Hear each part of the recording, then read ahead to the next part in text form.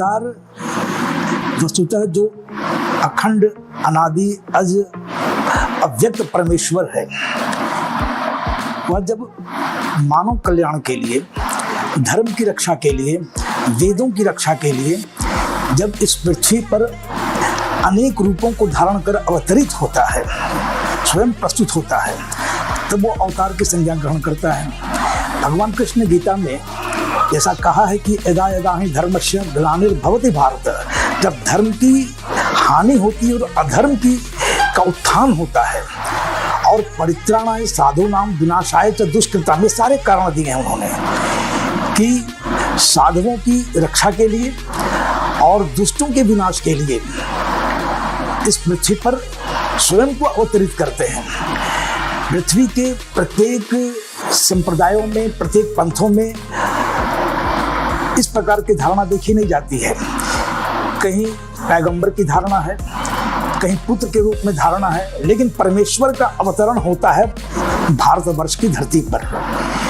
ये धरती इतनी पुण्यमयी धरती है कि इस पर परमेश्वर स्वयं अवतरित होना पसंद करते हैं, चाहते हैं। क्योंकि सबसे बड़ी बात यह है कि भारत का जो स्थान है, पूरे अगर पृथ्वी के ग्लोब को आप देखें, पृथ्वी के मानचित्र को देखें, तो जो हृदय का स्थान है वही भारत का स्थान है।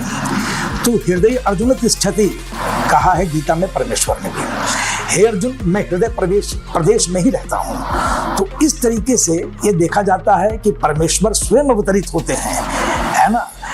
सबसे बड़ी बात यह है, यहाँ पर एक प्रश्न खड़ा होता है कि अगर परमेश्वर निराकार है, अनादि है, जिसका कोई आकार प्रकार नहीं है, तो वो कैसे अवतरित हो सकता है?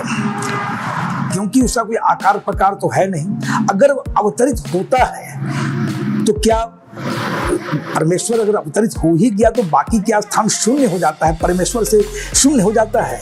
तो इसका समाधान हमारे ईशावास्य उपनिषद में कि इस मंत्र से मिल जाता है कि पूर्णमदः पूर्णमिदं पूर्णात् पूर्णमुदच्यते पूर्णस्य पूर्णमादाय पूर्णमेवावशिष्यते।